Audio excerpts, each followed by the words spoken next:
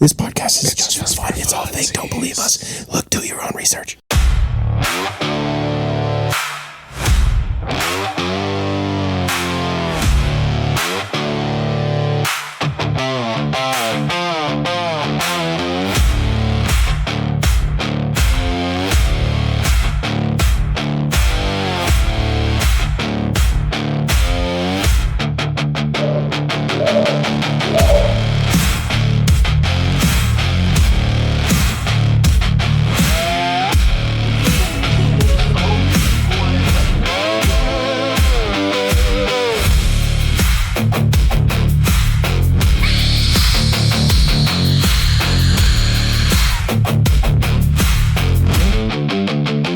You're not my son.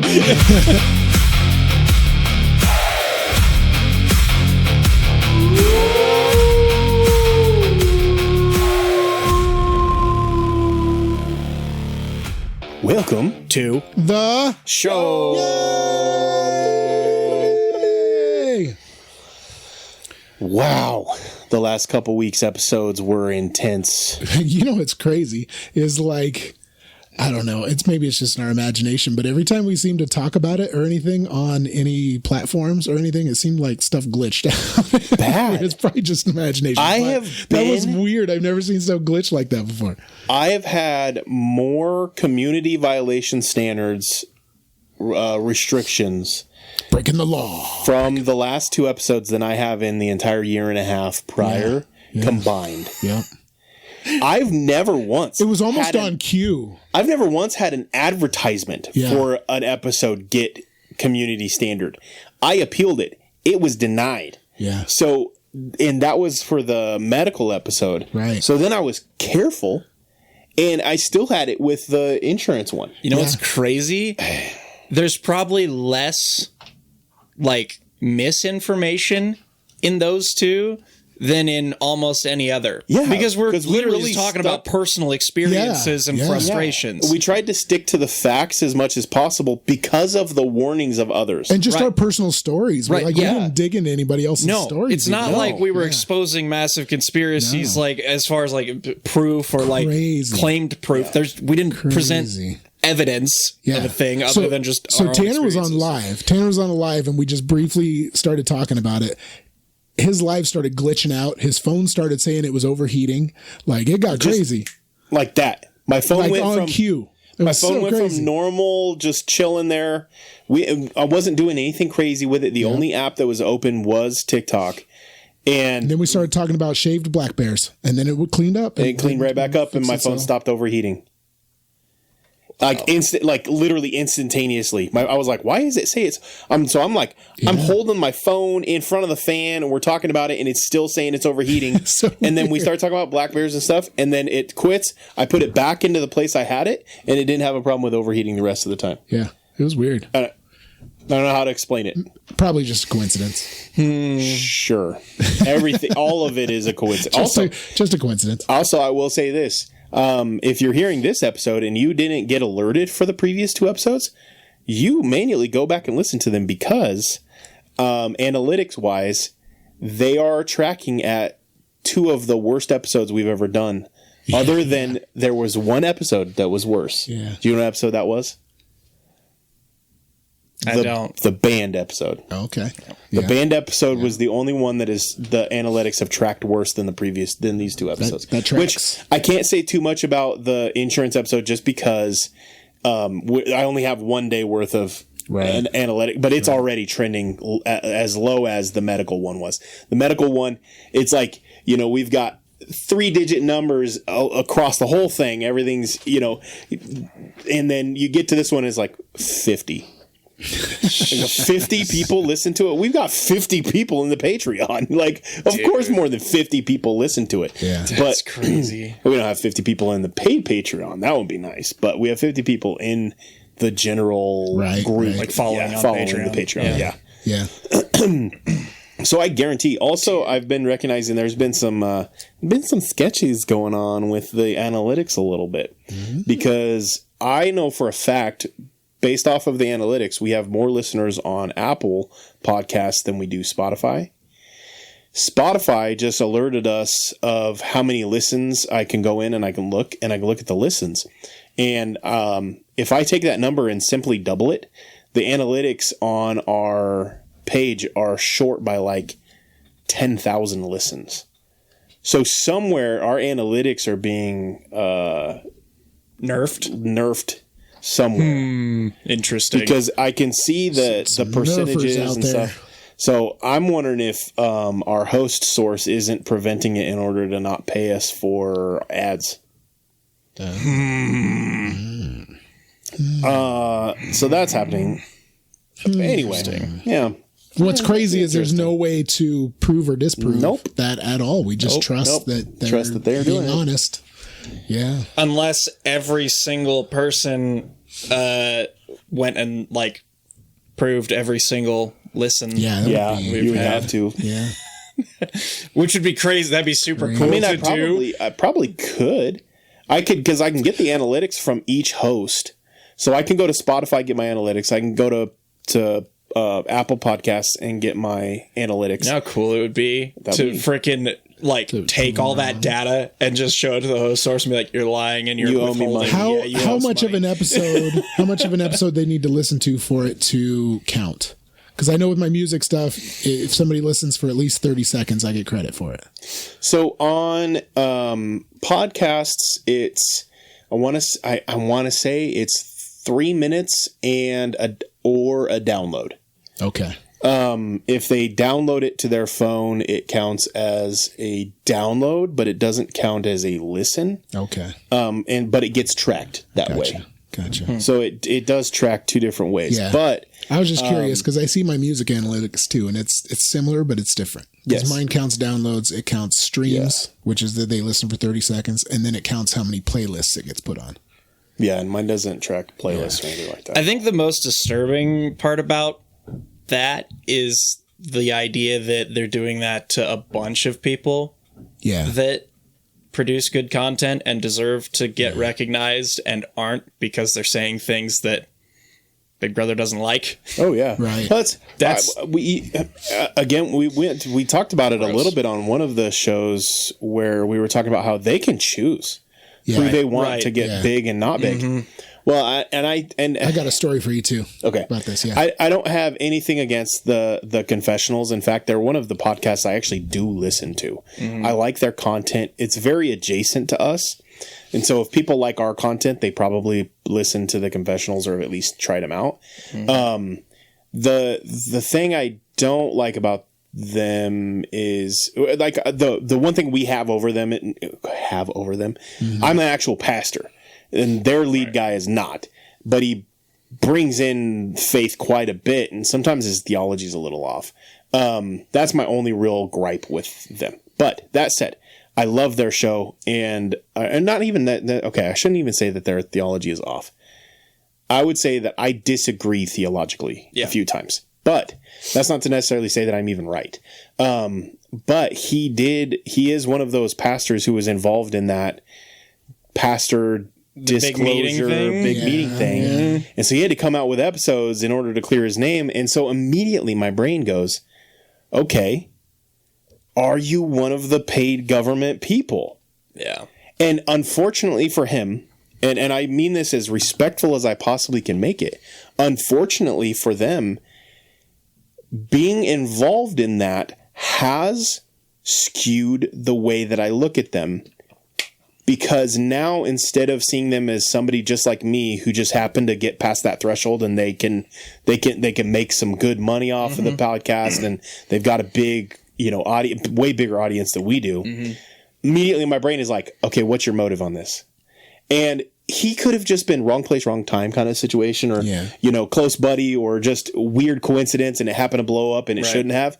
But doing this show, we've learned that there's not very many coincidences that exist. Also, unfortunately for him, and unfortunately for anybody else who falls into that category of suddenly something changing or something noticeable happening where you don't quite match up with what I thought. Your fan base, your audience is entirely the group of people that will notice. Yeah, exactly. Like 99% of your listeners are going to like hear that and go, "Wait a minute, that's who listens to your show." Like that is your audience. That seats up. Yeah, exactly. You don't get to be that. That's like.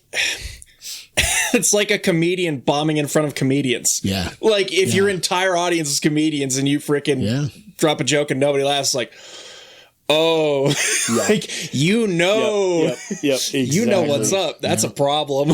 Yeah. And I do want to be very careful with even what I'm saying, just because I do respect them and their push and their audience, and I respect the show. And I know like I said, I know we have a lot of crossover that probably listen to both. Right. And I don't want to say anything derogatory towards them in any way, shape, or form. Negative or slender. Because comparing shows, like I'm obviously I like our show better because it's our show. Right. But because I can control the content on our show, so I'm going to like it better. But they are one of the podcasts that I do regularly listen to and enjoy. Yeah. And so I don't want to ever caution people to the point where I'm like, don't go check out this show. Instead, I'm trying to say go check them out. They're a good show. Yeah.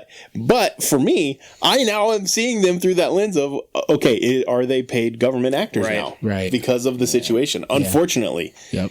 And if they were wrong place, wrong time, man, that sucks. Yeah. But and if you were wrong place, wrong time, or just weird circumstance, or it blew up bigger than it needed to, or any of those are the truth, I would have dealt with it probably the exact same way they did. Yeah. I'd have just been like, hey, I was involved in this meeting that is blowing up for no reason at all. And I'd have probably done an episode on it to clear the name. But yeah, so. Yeah. So I have a music tab on my TikTok now, and what it does is it shows like my songs, and it also like I can look at any video that has used those songs, right? So I'm in there the other day, and I've got one song that's kind of a surprise. It's like my hit out of all of them, and it surprises me because it's not what that was designed for. But it went from like 8 videos, jumped like it got bot swarmed. It jumped to 1,600 videos. We're using this song. 1,600 videos were using the song, right? Now, TikTok has to pay me because my music is copyrighted. It's copyrighted, right? They have to pay me. Yeah.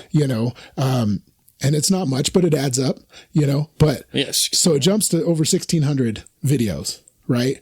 And I'm looking through, and they're bots. They are totally bot videos, like ridiculous AI stuff, right?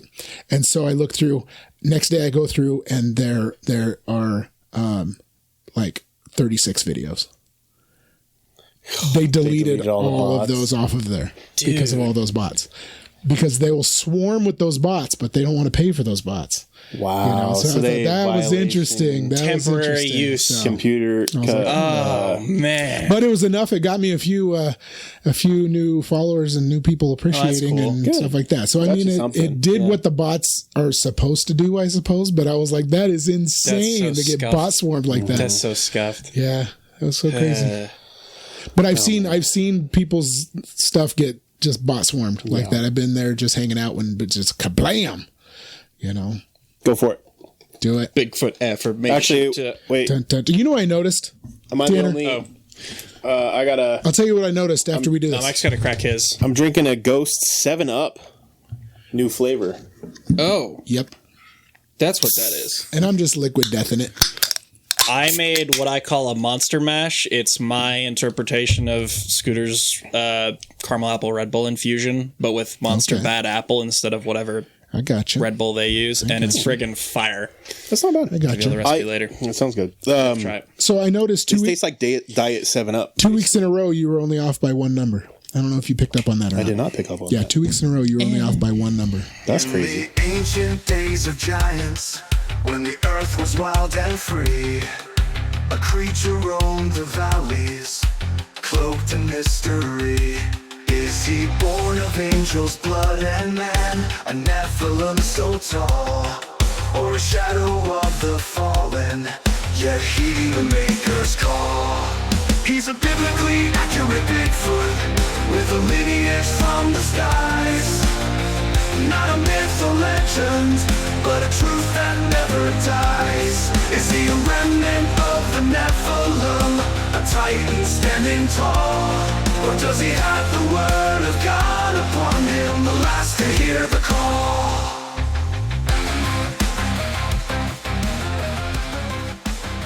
Okay, well, Maybe I'm let's make it 3 for 3, shall we? All right, I'm gonna try to feel this one. Okay, either. So 79 was the first thing that came to my mind. That is not correct. And then the second one that came to my mind was 17, but I think we've already had that. That's one. also not correct. What is it? I was going to say 37. Oh, it's single digits. Yep. Not even close. I know. I've been Not staying even away close. from them. Single digits haven't even popped in my head. Yeah. Have we had All right, single digits one yet? Give might be the the first phrase. We've had one single digit. Okay. Okay. Here we're going to try something new. Okay. You have the phrase. Okay. Close it. Now you have the phrase, and you're both going to send it to me. Okay. This is so stupid. I want to know, do you like our Bigfoot affirmation psychic segment now? Because I absolutely love it. it's so I think stupid, but I love it. I enjoy Because we are it. so it is far stupid. off every not time. even- it's... All right. All right, here we go, Are here you we both go. sending it? Yep. Okay. Okay, I got to close my right eye because I'm sending it with my left eye. Okay.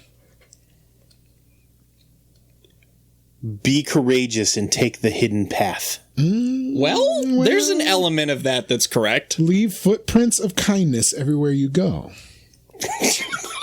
Path, So footprints. close. It's so close. So close. Oh my! You know what? That was closer than usual. Which is not saying a lot, but we'll take it. We'll figure it out. We'll figure out the code to psychicness on this show. Oh my gosh! All right. It's got to be. It's got to be like. It's got to be a sound thing. Yeah, I have an We've idea gotta have a for certain next time. sound Not plan. next week, but the week after that. I have an Okay. idea for that. Okay. For that. Remind me. I have an idea. Text yourself or something, or text the podcast thread. The 7-Up Ghost. Jordan told me that he doesn't like it. I like it a lot. Do you? But the question is, I think would be is, if you like Diet 7-Up, it tastes better than Diet 7-Up. Oh, so but it might throw you off a little bit because But if you like regular 7-Up, it might taste weird to you because it does taste a little bit more like Diet. Can't want to follow. Then yeah, that's fine. Give it. I like it. It's not my favorite Ghost, but if I was craving a soda, I would probably rather drink this than a Diet 7-Up. Yeah. What the heck? It is literally. It's just 7-Up, but energy drink 7-Up. Yeah, it's like a is better 7-Up because I like energy drinks. Yeah, it's like a zippier 7-Up. It has some fire to it. Okay, I have an idea. Next time we do it, we play the song "Ring My Bell." It's an old song. Okay, because I came across there was a researcher who figured out the frequency that song plays on. There's connections to manifestation of success and things coming true. Oh. I don't know if I know that song. Well, I don't know if I know that song. Come on, ring my bell. Sounds a little fringe. Punch me in the face. Ring my bell. I don't know. Is that one? Yeah. Oh, okay. Allegedly. I like my version better. Allegedly. Okay, so because Shu from the J and Because that song's banned in casinos. Did you know that? I did not. That song is banned in casinos because the spike in winners goes up in casinos. Interesting. When that song What? plays. Yeah. Is that a real thing? Yeah. Apparently. Allegedly. Yeah. Allegedly, everything on the show is heck? alleged. Yeah. So real. Anyway. Okay, so moving on. From the Jay and Shu show, Jay and Shu show. I've never realized how silly that sounds. Shu show. Shu show. From the Shu show. The Shu show. Saying it out loud. I've never said it out loud before because when you type it, it doesn't. Because we usually say the morning show. The morning show, Yeah. but the Jay and Shu show. I like Shu show so good. Shu show. He is now Shu show, and I hope because he said Shush for sure. he said he was going to listen to this episode because he doesn't listen to podcasts because Right. he can't pay attention. And I was like, brother, then our podcast is the one for you because we stay on a topic just long enough for you to get bored, and then we're on a new topic. Yep. And so I was like, this is great for you. It's perfect for short attention span. Jay listens to like all of them, but they had a special request to Mike. But before that, I want to give one more shout out to the product. Because both, I'm buttering up a little bit because the owners are coming on the show next week. But at the same time, I only will advertise products that I truly believe in. Like, as you can tell, I'm drinking a Ghost, and then I'm talking about Insane Labs. Clearly, I'm not like bought out, and I can only we haven't sold out yet. I can only promote Insane Labs products. We haven't sold out yet. They don't pay me, so they got to pay me to get me to do that. So that said. Their horchata proline is the best taste protein I've ever had. Period. It is good. It is so good. Here's what I like about it. This is what I noticed about it. Is that a lot of times when things are cinnamon flavored, because horchata is cinnamon rice milk. A lot of times when things are flavored cinnamon, they are flavored cinnamon. This tastes like you licked a cinnamon stick. That's like it's like legit cinnamon. This isn't good. Like the fake it's not like fake chemical cinnamon. It's like legit. Like somebody stuck some cinnamon stick in your protein. Like it's so good. Yeah, they did a good job. And it's proline. It's both whey protein, but also like bovine collagen. And as somebody who takes collagen, beef collagen.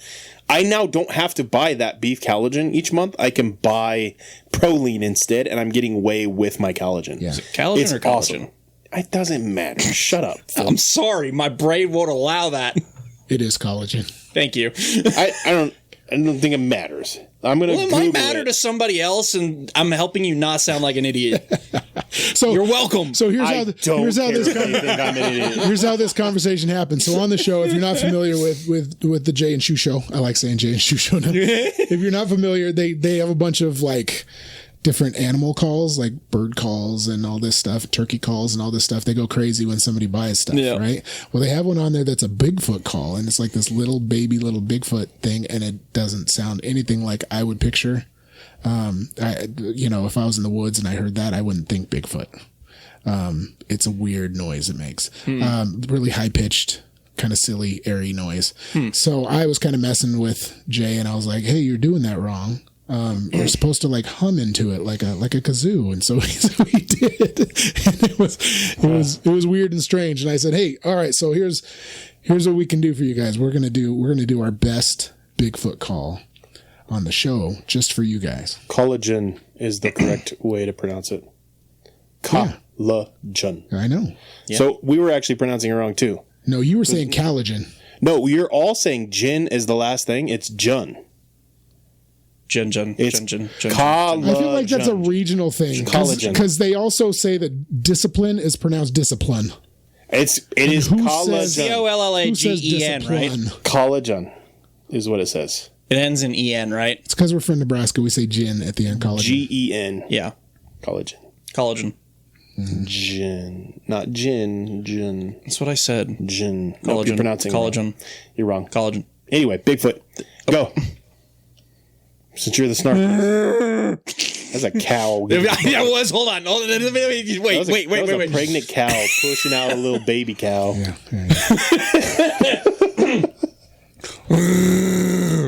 Oh, okay. I got it. A little Chewbacca in there. A sick I wanted cow. to do just a full-on. It was a sick cow giving birth. All right. You ready? All right. Yeah, here's mine. All right.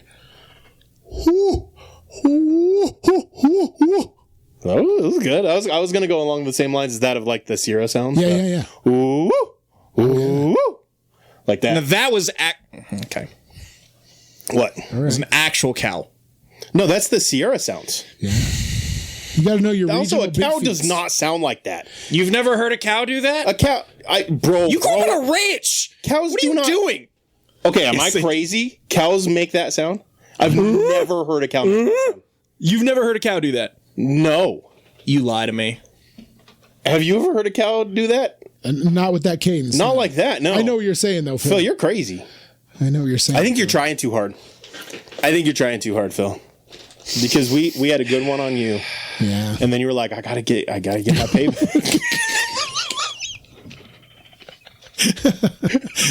That's so you just gotta know you gotta know your regional big feets and what they sound like in different places. You just gotta know that Sorry, mine was a space Bigfoot. Okay, I can pull up the Arkansas big feets don't sound like the Western Nebraska Hills big feets. Yeah, exactly. I'm gonna pull up the Sierra sounds real quick. Okay.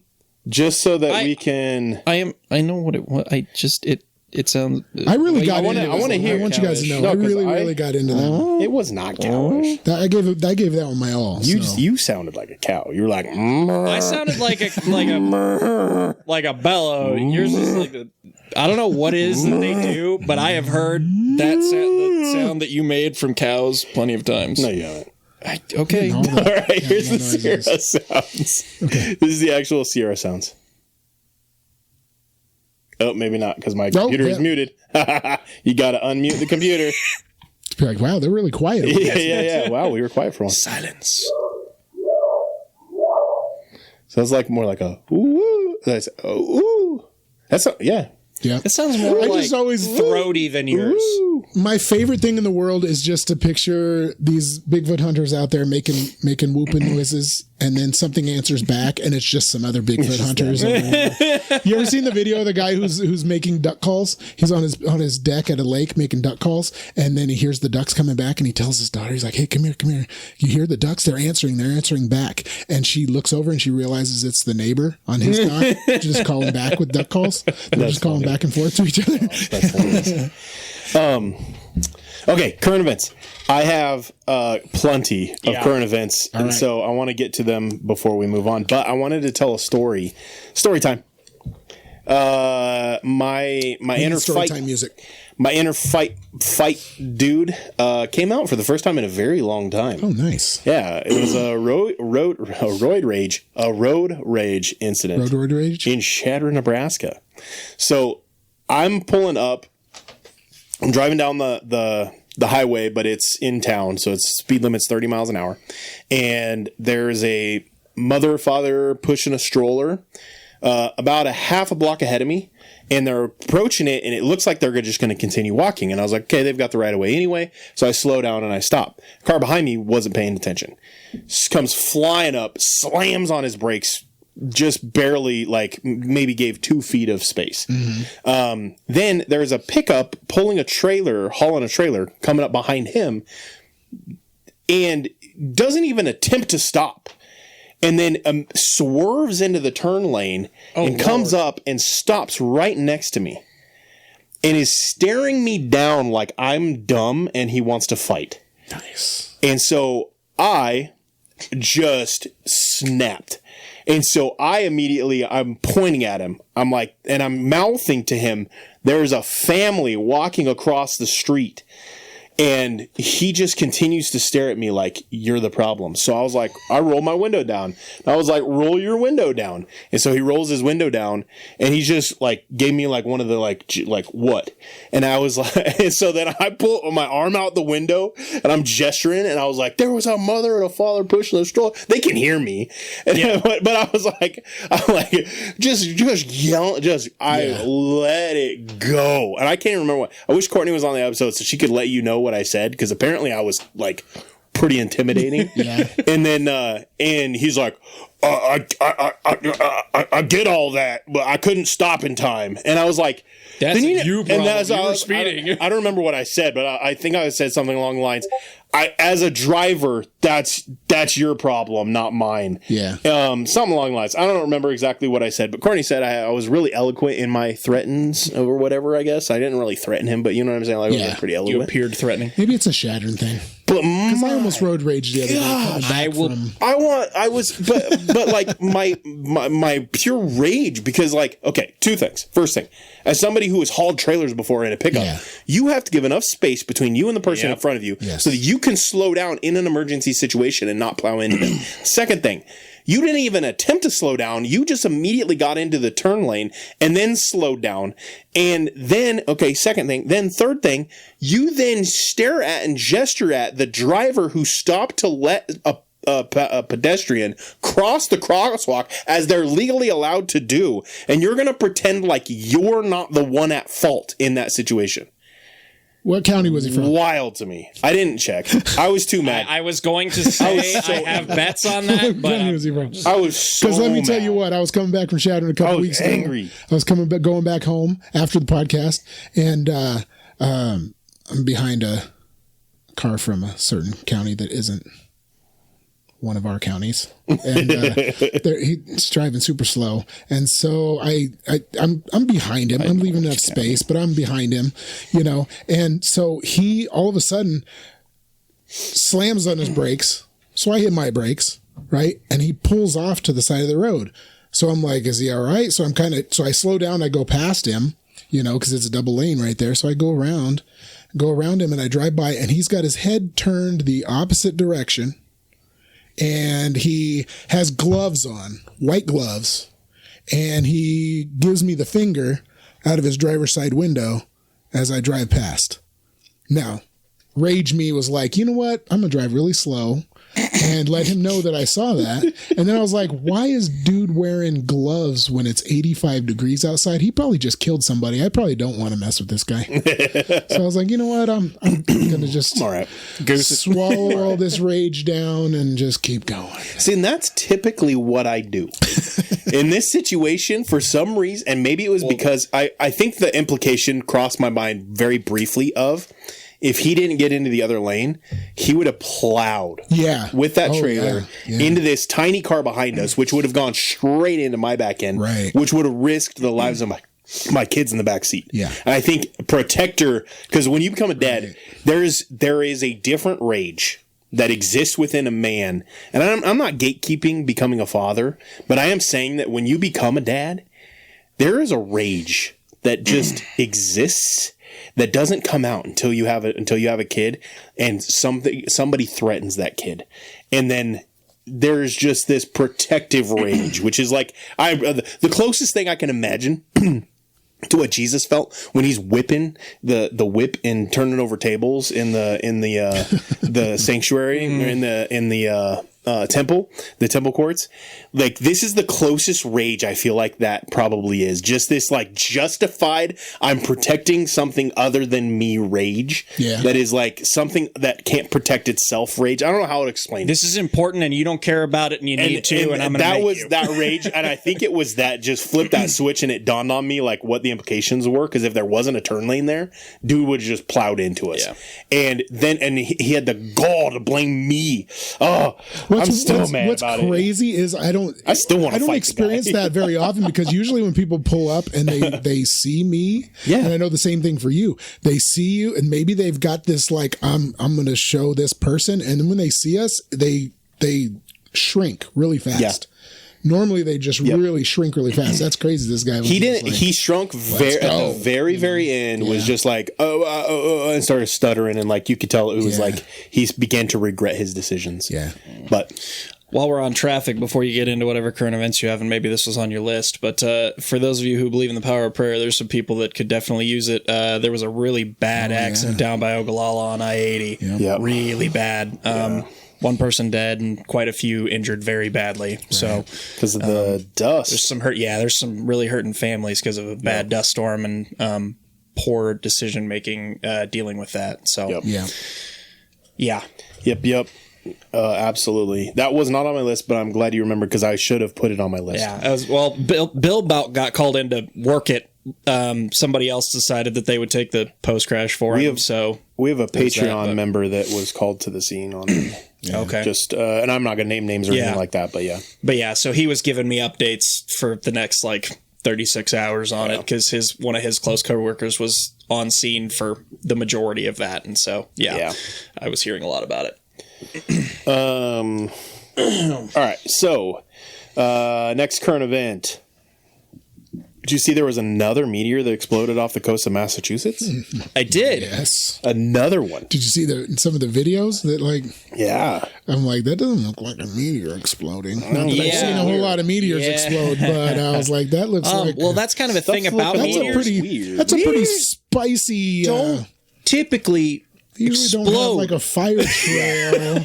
They usually don't have a little fire trail behind it, and yeah. Well, they sure don't fireball. It's not really a thing. Speaking of fireballs, did you see the rocket that exploded? Bezos, Mr. boom, boom. Bezos. Yep. Yeah. That was okay. Did you see the video from 2 hours away? There was a video from 2 hours away that you could see it. Just it was covered by clouds, but you could see it light up the sky and crazy, huge explosion. Wait, was that the one at night, or like it was dark and you could see just the whole area just got bright? Yeah. Dude, I didn't realize how far away that was. Dude, that's crazy. Yeah, I did see that. Massive explosion. So we've got meteors exploding. We've got junkyards going up in flames. Did you see the other meteor? The one in was it Japan? There's somewhere on the other side of the world. There's somewhere far east. There was a geological research group that was monitoring a volcano that's been active. Oh yes, I did see that one. Did you see this, Mike? No. So, wait, yes, I did. Yeah, there's like a green meteor that comes down, and it looks huge. It's either super close or insanely massive. And then a few seconds after it goes down behind the volcano, you see a little light come back up almost in the exact trail. Yeah. And moving pretty slowly. And people have tried to debunk it as it was a satellite, but that debunking got debunked pretty quick because someone was able to figure out the timeline of it and was like, there was clouds there at that point in time. So it wasn't a satellite. I don't know what it was. Yeah. But it wasn't no satellite.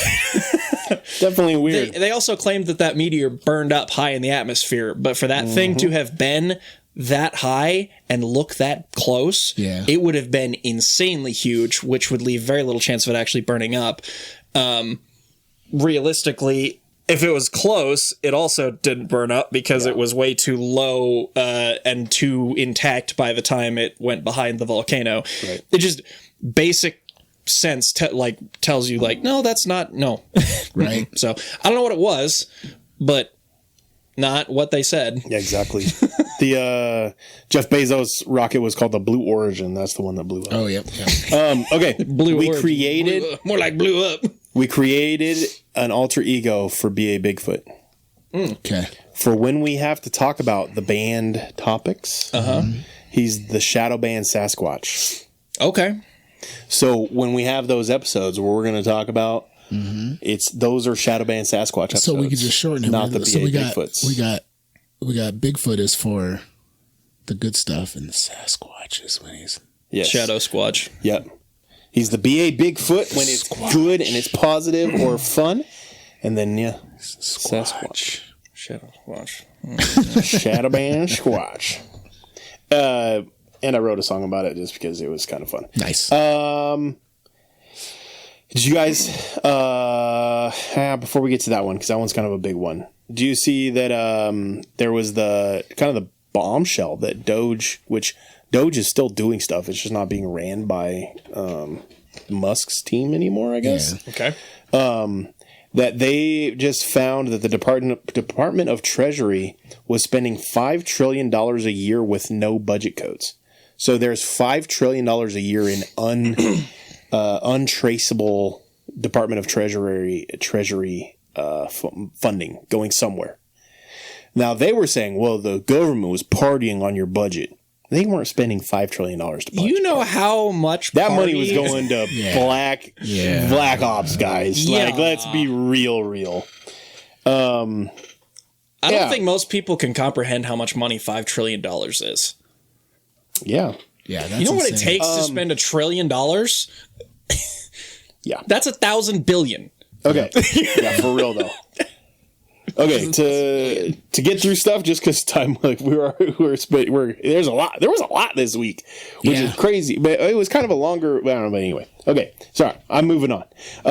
Not that that's not significant, because it is. Yeah, but you're good. Okay, did you guys? And I want to pay respect to the situation, just because I think it's important. So it's not the last one, because I want to end on a controversial note. Okay. Have you guys heard of the Henry Novak case in Europe. Crazy you haven't heard of it. No, it's not crazy you haven't heard of it because news isn't covering it. So in Europe, there was a guy who was the victim of a multiple stabbing crime by a man who is an immigrant who is Sikh. And when the cops showed up, the Sikh man immediately changes, and there's evidence showing that the Sikh guy was actually like instigating crap hours before. Like this, it wasn't just a random thing. So they finally released the body cam footage from this altercation, and the Sikh guy, when they walk up, he goes, "Oh yeah, this guy, he was racially targeting me, and I got a wound on my eye, and there's no wound there." And then they go over to the other guy, and he's just sitting there and in pain, and they're like, "So what did you do?" Blah, blah, blah, basically. And he's like, "I've been stabbed." And they're like, "I don't think you have been. Get down on the ground." And then they shove him down and handcuff him and hold him in a position. And he's like, "I can't breathe. I can't breathe. I've been stabbed." And you can start hearing like the amount of oxygen that he has is decreasing with everything that he's saying. And the arresting officer is just like, "Okay, buddy." And starts to read him his rights. Dude was the victim of a crime, and the cops showed up and arrested the victim because the perpetrator was a minority immigrant because of the way that European laws are going. And he died. What country was this in? This is in Europe. That's not a country. Okay, that's it's fine. If you don't have the info, that's fine. Nope, I'm gonna Google it. Okay. But yeah. Dude, that's terrible. It was in Southampton, England. Okay. I was going to say, sounds UK-ish, but I don't know for sure. So. I mean, the Europe laws right now are all pretty much the same. And it's basically being set up in all these countries in Europe and are basically prioritizing, and they're creating laws in order to protect their immigrants. But one of the biggest problems is the group of people who are the immigrants right now are of pretty rough religions. And so but one way or the other, I don't even necessarily want to get into the politics of it or anything like that. But because the guy is white, there wasn't any coverage, no stories, anything like that. But Europe right now is exploding because of this case. We might see an actual civil war break out in Europe over this one case. And the thing that's crazy to me is that our news isn't like you guys hadn't heard of it. Right. Europe is on the verge of a civil war right now, and we haven't heard of it. That's wild, right? Yeah.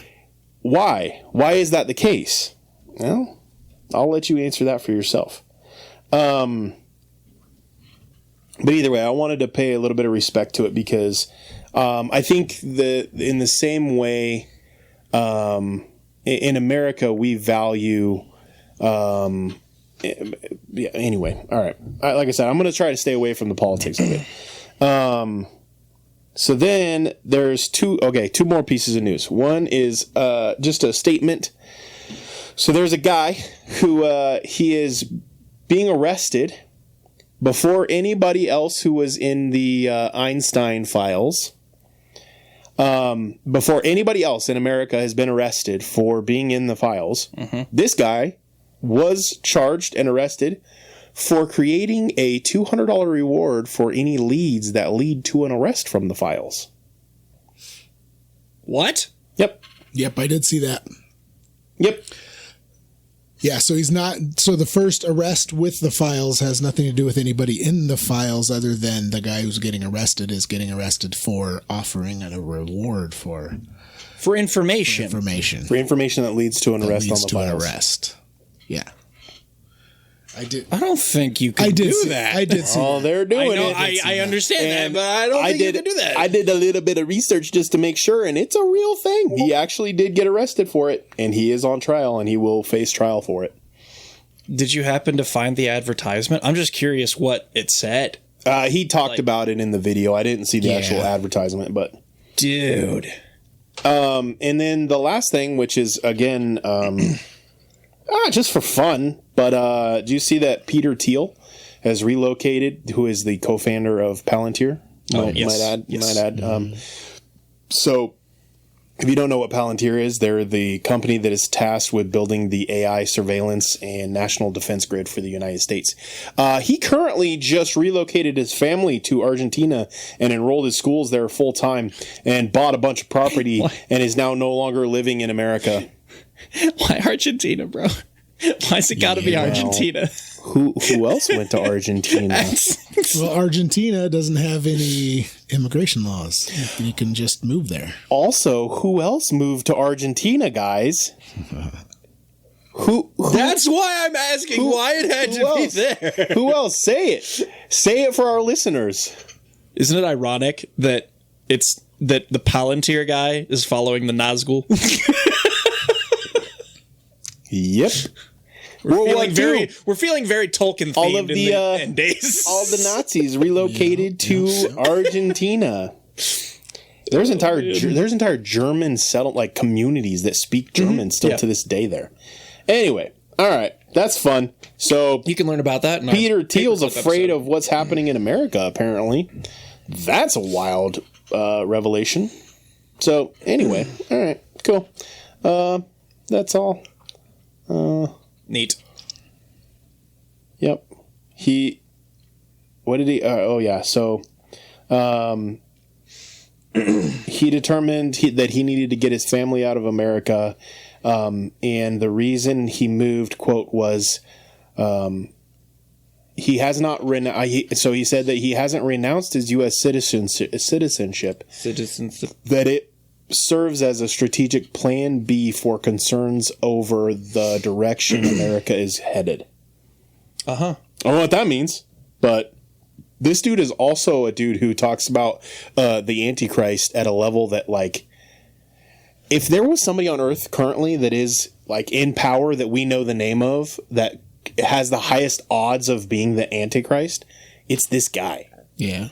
100%, it's this guy. So he just moved to a country with more freedom to become the Antichrist, maybe? I don't know. Allegedly. I'm just joking. He loves the Antichrist. I mean, he talks about the Antichrist a lot. I mean, anyway, moving on. All right.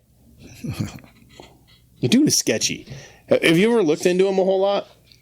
I've just seen some videos of some of the inventions that Palantir was working on before he up and moved that was a little scary. You should look into Peter Thiel a little bit. He's a dude. I'm good. He doesn't even live here anymore, so I don't even need to look him up. He's dude. He might be one of the most powerful men in the world because of his connection with Palantir. Oh yeah, I could see that. Easily. I mean, we've talked about that whoever it used to be whoever controls the money. Now it's whoever controls the AI. Yep.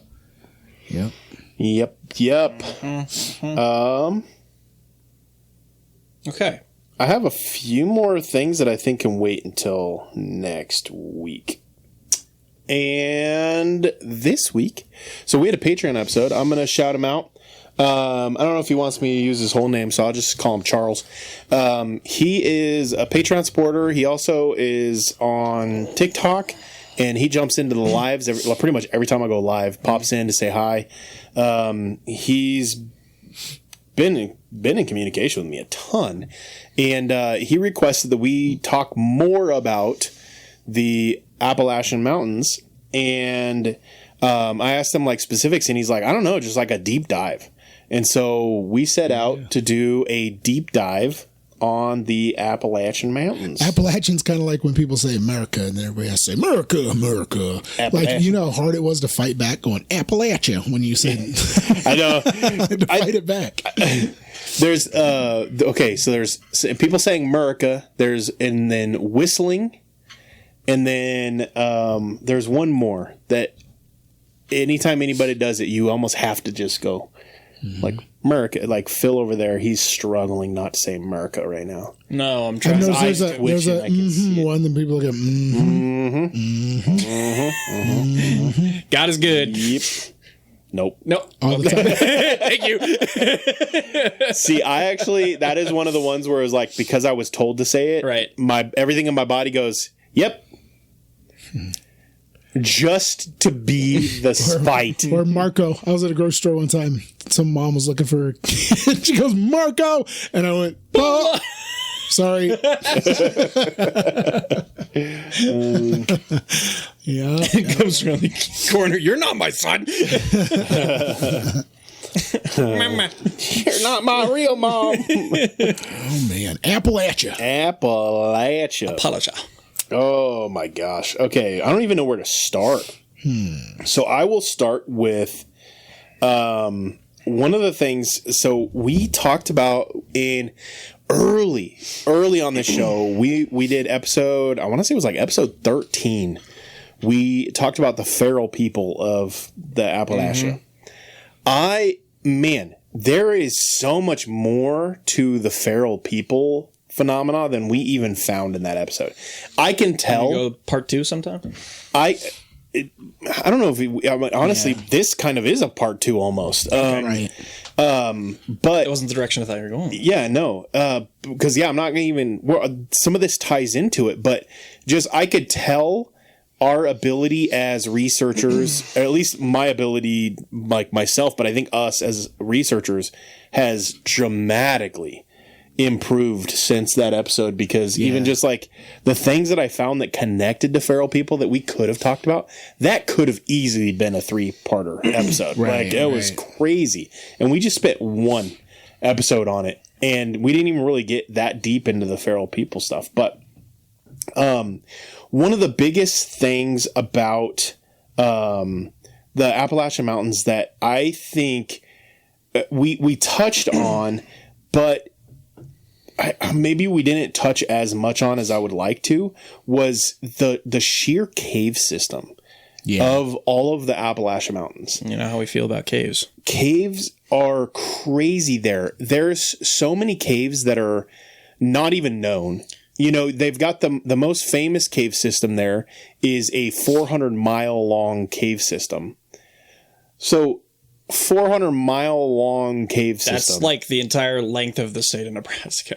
That's a big cave system. That's a lot of cave. And they're continuing, like it continues to get more and more and more miles added because it hasn't been completely. Is the mammoth? Is that where the descent is supposed to take place? Was that in southeast? I feel like that was southeast. I could be wrong. And it's not 400 miles like laid out in a straight line. That's like it's 400 miles worth up, of, and it's all mapped out. Right. That's just what they have mapped out. But that is insane. Yeah. So in the Appalachian Mountains stretch roughly 1,500 total miles. And in that entire 1,500 miles, there's cave systems. From top to bottom, there's cave systems. And there's so many that haven't even been discovered. And there's one of the other attributes is, so with cave systems, there's also likelihood of like vertical vaults that so people can just slip into a manhole sized hole and get stuck in a cave and have no real tangible way out. And when they're looking for them, never be found again because that teeny manhole-sized hole that they happen to fall into, they don't find that again. And that is why you will never catch me in a cave. At least that kind of cave. Right. I mean, there's the little touristy caves are fun. But where it's all cemented out now. It's not really my favorite. But look, there's a hole over there. Let's go climb in it. Nope. No. Yeah. And so there is a massive overlap of the missing 411 over the Appalachian Mountains. There's tons of stories of missing people in this region. And we've also talked about the national parks and how national parks don't ever release their missing people's numbers. And so we don't know. We don't even have a ballpark estimate of how many people go missing in the Appalachian Mountains every year. We have no real tangible clue.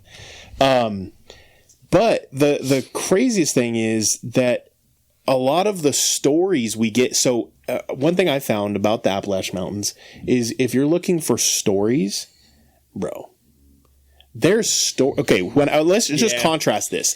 Last episode, we were talking about the insurance systems in America, and I couldn't find a single episode from a conspiracy theory take on that topic. Right. This one, there are 100,000 episodes on Appalachian Mountain folklore or stories or true hunting events or just endless.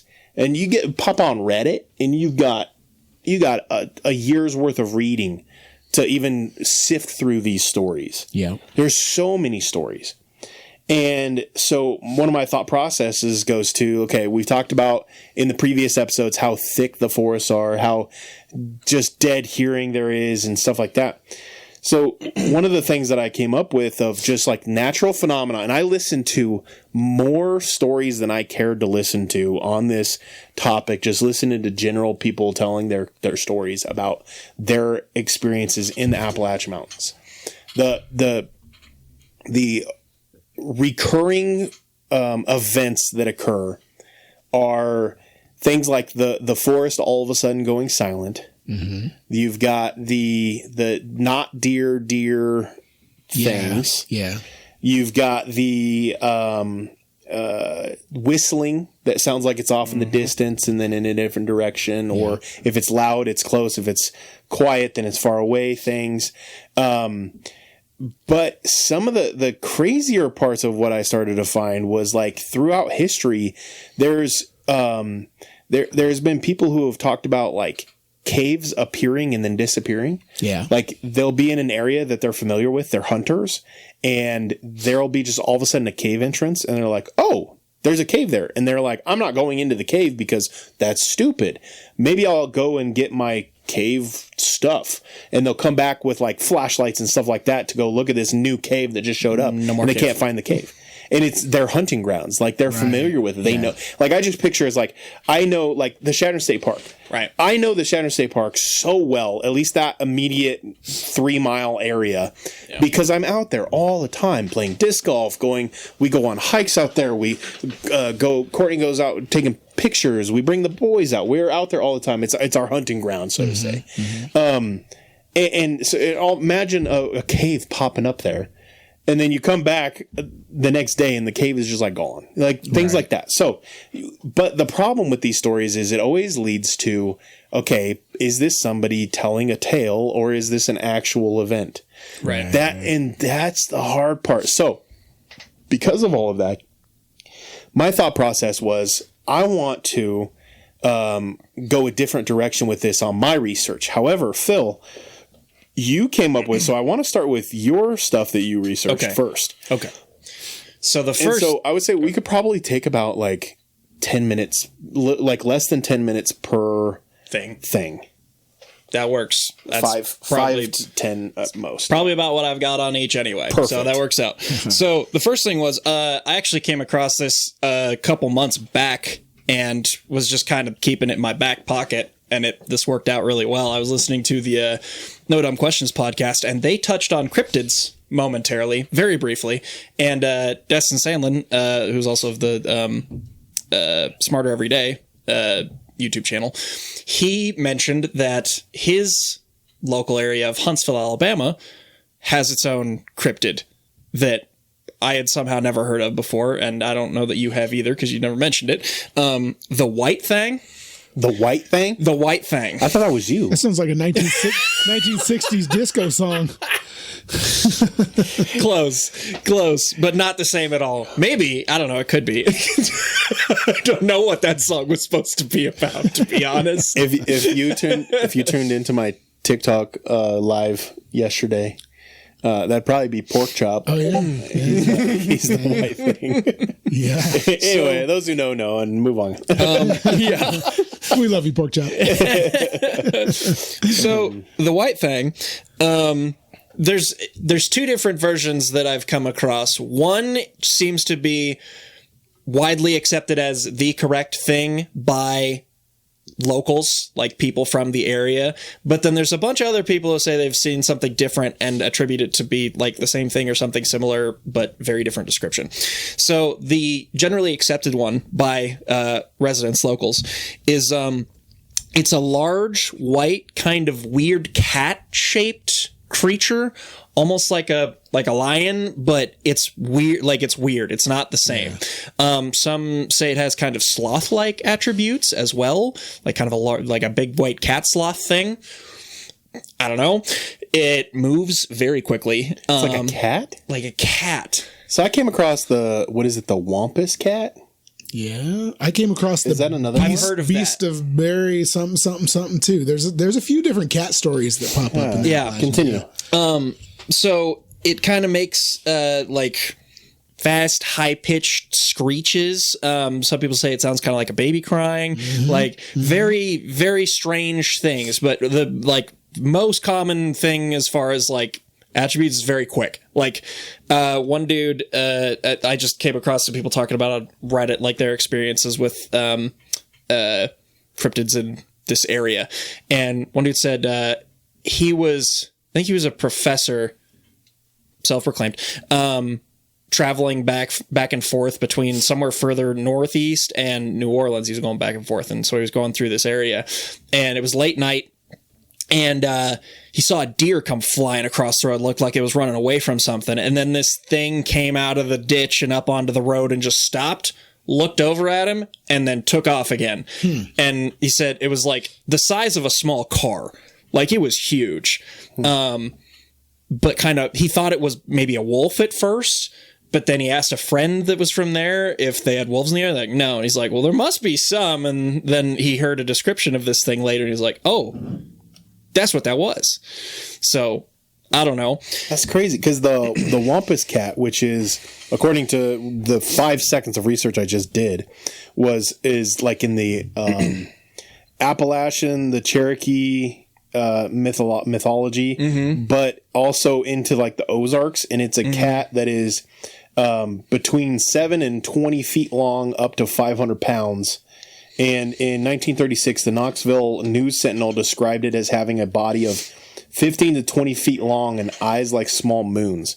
So it almost sounds, I wonder if it's almost like related. It could be. I don't know. This one's very specific as far as locale. Interesting. I came across like one thing that said this one, it's like a 3-county kind of triangular area that it's been spotted in for a long time. I didn't find an earliest date, but it goes back, a long time, many, many decades.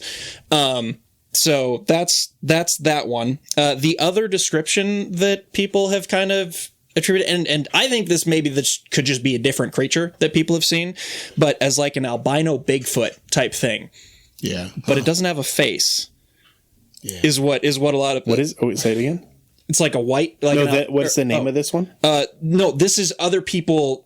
put the same name to it. Oh, okay. I think this could be a different creature because to me, it's two different descriptions, but each description is pretty consistent across the stories. Right.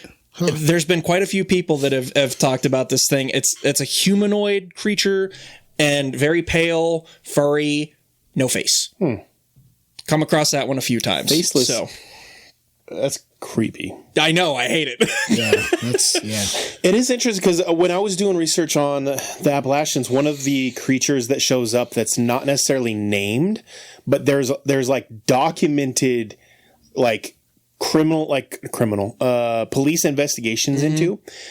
There's the giant like white moose looking thing. It's not a moose, but it's just this giant white creature that looks like a moose. That would almost like cause like car accidents, like boating accidents and things like that. And then as soon as you were like, omen type thing, or like almost like like it caused it, but it was present in that. But like no, these people didn't obviously the presence die. caused it, not them doing it. Yes. Okay. And then they would go back to like investigate, and they like couldn't find it, or if they did, they would hear like the growling noise and then they would run away. Did you come across but anyway, so it is kind of interesting me of the correlation of the whiteness. Yeah, the pale. Yeah, because the white appearance of this, it was too big to be considered like a deer, but it was like they were like almost like the size of a moose, but it's like, I don't know, it's interesting. But all right, what else did you find? Okay, so the other one that I found, and this one, I'm kind of nuts for astronomy. Like, I find astronomy stuff very, very fascinating. Mm-hmm. This one kind of falls in between that and, I don't know, something else. But this is called the Brown Mountain Lights. Either you ever come across this or heard of this? No. Okay, so Brown Mountain in Burke County, North Carolina, going back to the 1770s, there's been a history of people witnessing like glowing orbs of different colors, like kind of floating around in the atmosphere, like just on and around this mountain, just in this area. And the description of how they move is kind of different. Some people say they're pretty slow, like just kind of floating around different directions. Some people say they kind of appear almost like fireworks, but they appear as blue, red, orange, and white orbs that move. The first sighting... Wasn't there another forest that we looked at that had like the colorful lights and stuff? Was that the one that was in Japan? Yeah, I don't remember. Yeah, that sounds right. That's interesting. It's more than one forest that has these colorful lights. So the first recorded sighting of this was from a German engineer named John William Gerard de Bram. That's a mouthful. Wow. In his diary, he wrote about these things. Now, there are skeptics that argue that the first actual sighting wasn't until the early 1900s, and some of these people even try to claim that de Bram was never even there, because they wanted to fit the narrative that the federal investigation concluded, because in the early 1900s, this sparked enough interest and concern that they got the feds involved. Mm-hmm. The feds investigated it, and they concluded, it was just train lights. Just train lights. It's like, oh, okay. And so then people try to say that, well, de Bram was maybe never even in the area, so he couldn't have actually seen him, and so his diary's a lie or whatever. I don't know. But, yeah. So then, I don't know exactly how long ago this was, but the History Channel did a series called The Proof is Out There or something like that, or The Proof is There. I don't remember exactly what it was called, but they had a guy on who was an astrophysicist at Appalachian State University who was studying these things, and they had a camera set up here. I think he had kind of dismissed it for quite a while, and then he started coming across people talking about, the prior way of thinking was that it was something far off, right? It was quite a ways away. And he started hearing people talk about, like, no, they saw it, like, in a parking lot, like 20 feet away, like close to them. Yeah. And it seemed like it was just right there. And so he was like, well, maybe this is worth looking into. So they go and set up some cameras up in the mountains up here. And he'd kind of given up. It had been quite a while, months of watching camera footage and nothing. Well, then one night, just after he had mentioned to his colleague or whoever, somebody he was corresponding with about it, that maybe this is not worth continuing to look into. Like, I think this is nothing. Well, then you can see the footage. This one night, this light just appears above, like, it's well above the horizon. It's not like on the ground anywhere within like sighting distance, and it just hangs there for like 30-second camera exposures is what they were taking. It wasn't moving at all. It was just sitting there, just hanging out. That was it. Yeah. Like that, and but he was like, well, that's not normal. I don't know what that is, but maybe this is worth continuing to look into. Which reminds me very much, I don't remember if I talked to you guys about this a few months ago. It wasn't too long after that one flashing thing that I saw in Orion. I was sitting at the historical marker just east of Crawford, and I was just kind of watching the sky, and a light appeared kind of off to the north, not directly towards Toadstool, but kind of between Toadstool and Crawford.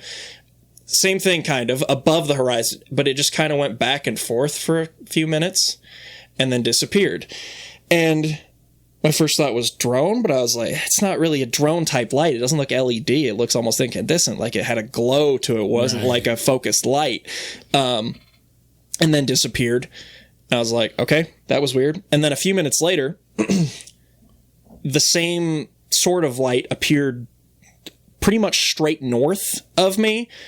Again, just above the horizon. And there's no hills off that way that are above like where you could see it, because I thought like maybe headlights or something like that from one of the roads north. When was this?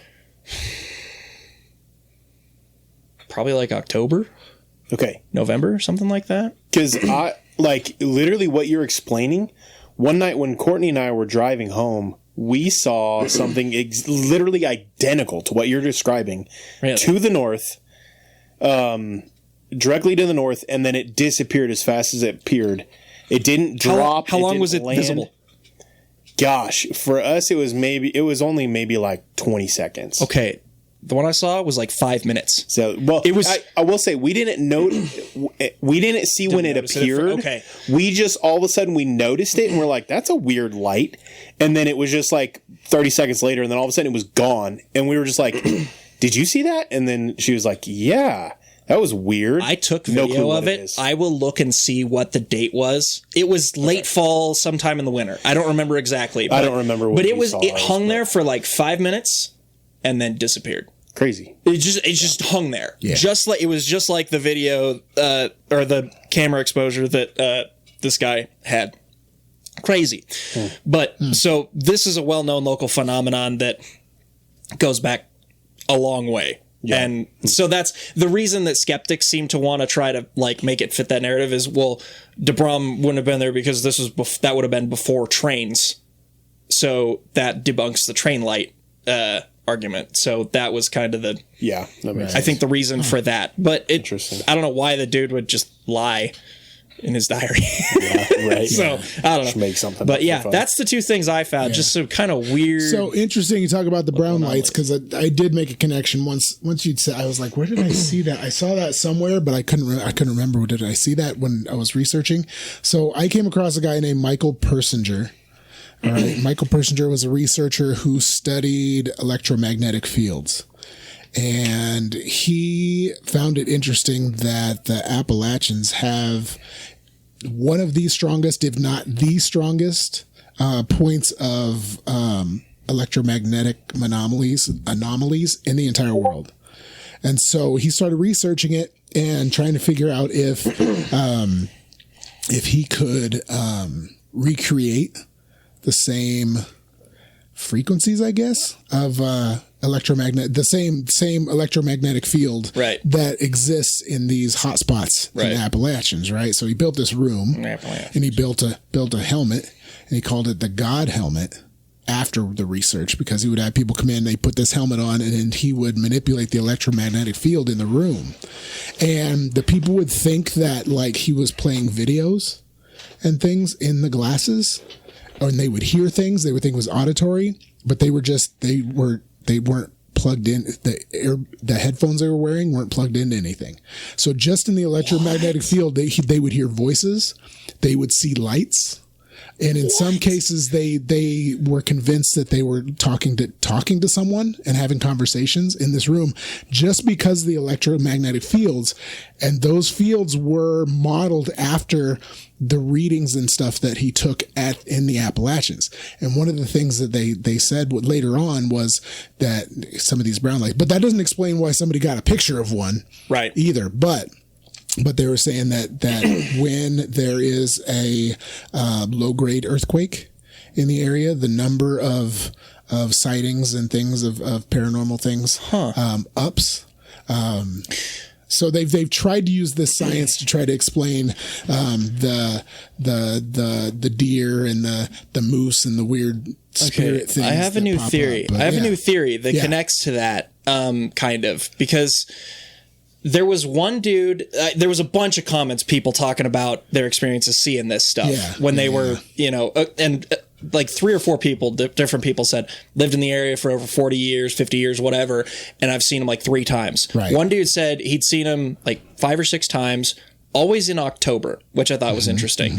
Now I'm starting to wonder, what if this is a result of a certain like Earth position relative to the sun, maybe, and solar patterns, like the electromagnetic burst or something at a certain angle causes a reaction with the electromagnetic fields. Yeah, that could have something to do with that. Yeah, I don't know. Yeah, That's I don't know. Just a theory, but I thought that was interesting. Electromagnets that people weird. would just see and hear things that, like the helmet wasn't the important part of what he had going on in the room, but for some reason they thought that he was running sounds through their headphones and like visuals in front of them, and there was nothing. It was just a black room with no sound. Interesting. But the electromagnetic mess with the lobes in their brains. What was the guy's name? So Michael something Inger. Let me look it up real quick. Michael Persinger. Yeah. I'm gonna have to look into that. So I kind of briefly got into like his study a little bit. I didn't dig too deep into that, but that was one of the things that I came across that I thought was interesting, is that, you know, if these electromagnetic, and there's lots of like spirit rooms that people would have around the area, as like you bring people in, they could talk to the dead kind of things, and people believed in these things. And so the theory is that, you know, you find these electromagnetic fields that make people see and hear things that aren't really there. But the other side of the theory is because the electromagnetic fields, the wall, the veil between the spirit realm or another dimension and our dimension is very thin. And that these are actually maybe interdimensional things crossing over and talking to them through the dimensional wall. So there's that side of the theory too, if you get into the spiritual side of it. But yeah, thought that was kind of interesting. The other thing I looked at was the Melungeon people. And they have a long history living in, and these are real people. They actually live there, and they live up in the woods in these hollows, and they're really hard to find. Hollers. And the hollers. And they're really hard to find up there in the Appalachians. But a lot of them do come down, and they will interact briefly with people. But, we were talking upstairs that, you know, they created the theory, they created a lot of the lore in the area of the monsters and the creatures and the keep people away from them. To keep people away. And that was built out of a world where they were very harshly marginalized because they did some DNA testing to try to figure out where they came from, because they don't look like, you know, they're obviously a mixed race of some kind. Right. And so, in their stories, they say that sometimes they say that they came from, Spanish explorers and Portuguese explorers that got lost and got stuck there. And part of the reason they did that, when you look back at the history books, was that they were trying to avoid, the city governments and the state governments from, discriminate against them for being black. And what they figured out with the DNA testing is that they are a mix between black and white. And so they think what happened is some of the freed slaves that were trying to escape the, you know, persecution and the laws and things around what it was like, you know, to be black at the time, went up into the mountains so they could just escape that and create their own little societies. But over time, you know, you tell stories and you make up things for long enough, and you get through about 3 or 4 generations, all of a sudden that story becomes truth. And so we were thinking with, cause we talked about the feral people way back, that what if, you know, they dig in, and then when people find them, they would dig in further. And the people find them and they dig in further. Well, eventually most of the people that live in these communities, they can't read. Right. You know, they can't read. All of their commerce and everything is in between them and the other little pockets of these people. And, you know, so we were thinking, what if, you know, they dug in far enough that they just kind of became people in the forest they use their own language. They use their own, you know, their own way of living. Yeah. Interesting. Yeah, definitely. Anyway, I found it kind of interesting just from a historical standpoint that the laws of separation, and we've talked about that on the Patreon and stuff too, that just the labeling and laws and just the separation of people based on things that really are not that important in who we are as humans, would marginalize people enough that they would create their own world. And I think about too, so I always think about this too, like we live on Earth and I've never been to space.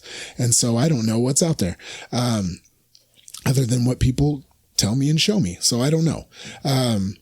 Like I think about, I have a cat who has never been outside except for one time when she snuck out the door and panicked and freaked out and was like, I'm in outer space, and then ran back in her entire world view. Anything she thinks exists in the universe is our house, is the inside of our house.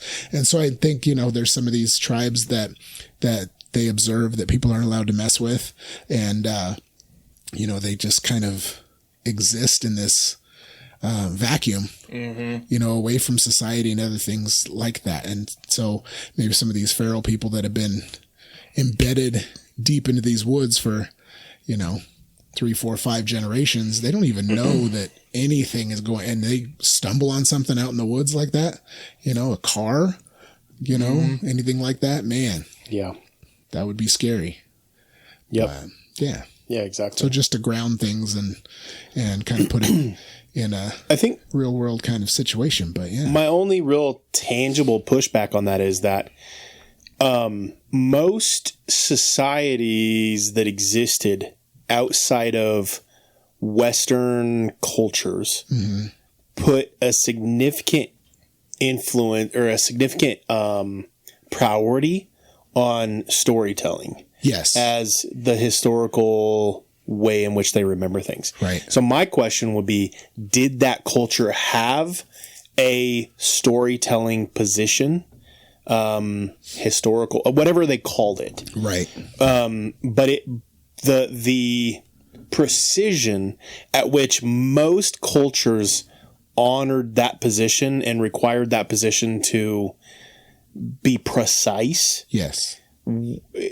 I think in our modern Western thought process, we discredit that position within those societies to the point where it's like, well, we've all played the telephone game. Yeah. But this is different. We've also, if I say, for God so loved the world, what is the rest of that, Phil? If I say, for God so loved the world, He gave His one and only Son. There's 100% precision there because it is something that is repetition. Right. And these cultures, and so I don't know whether they did or not. I didn't research the same thing as you did. Yeah. But my question would be is, why did their culture either not have the storyteller that could translate that next to the next generation, or why was that not considered one of the options in it? But I'm sure you probably didn't. And again, that's where I came across. And that's where one was of my the storytellers, because they don't read or write. Yeah. The only defense they had against an America that was built on you're white or you are here you just live here. Right. You couldn't own land, you couldn't vote, you couldn't do anything political. And a lot of commerce, you couldn't deal with any kind of economical wealth or anything like that. Mm-hmm. In that world, if you could prove that you had European descent, you could exist in that world. Yeah, and so you would change your story, you would change your history, you would change your storytelling, so that the next generation would believe that, and believe that you have that European descent. My only real pushback is that the honor of the storytelling was that they would still incorporate what the truth was into. They might not be telling that next generation, but they would that would be incorporated. The storyteller would know the truth in each generation. You know what I mean? But when that truth is so damning, but the story, I don't know that you would. But the storytelling, that's the thing about the storytelling position within these societies, was the storyteller position was not designed to talk about what is positive or anything like that. Right. It just told the story. Well, of the history. And you're talking about storytellers where it was a position in a society that is an organized, civilized society. We're talking about, 10 or 12 people here, 15 people that live down the road, a couple of people live in the cave out back. That's what we're talking about, is these little pockets of people. The greater, and that's where my pushback though is that the greater group still, it was such a revered thing that I have a hard time believing that them as a people group didn't have somebody. Okay, so consider this. Tell me everything you know about your Viking heritage that has been passed down to you. I'm from a Western culture, I think that's a little bit of a stretch because our Western culture emphasizes. And you're assuming these people weren't from a Western culture. These are people that were created DNA wise. These are people that were created by freed slaves, runaway slaves who were with the white people that had left the American society behind.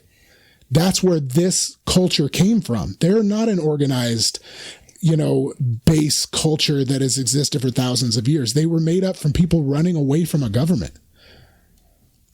Yeah. This is a different thing. I don't know. I do, but I'm not arguing and saying that you're wrong or anything like that.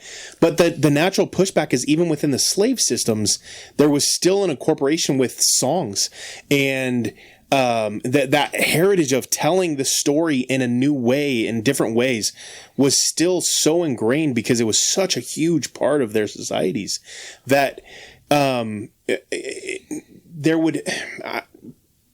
still would have a hard time believing that they didn't have some emphasis in telling the story, knowing that they didn't have that ability.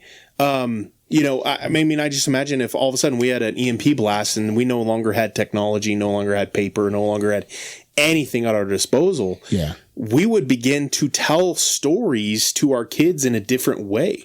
We would begin to emphasize the story as telling it. Right. So imagine this. So imagine that inner need in us to pass down. So from a standpoint of part of the reason I don't speak Spanish, even though I have parents that do, is because I've never heard my dad speak Spanish, and he's fluent. I've never heard him speak it because the culture that he was within, the culture that he was around, did not allow him to do that without being oppressed on some level, being made fun of, it made him. Now imagine that on a whole different level. You have a country that not only oppresses you, but you have zero rights or anything else, and you have the opportunity to rewrite that.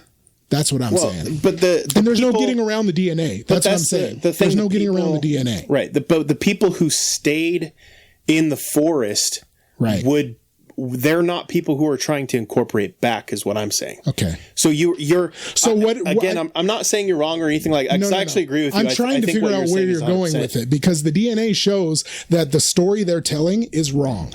Right. So why? If they're not changing the story and retelling the story, then why does that DNA tell a different story? That's what I'm saying. For sure. I'm going to move on. I'm going to go to the I don't know how to pronounce it. The Tsul'Kalu, which is a Cherokee folklore. This one is connected to the Appalachian Mountains like crazy.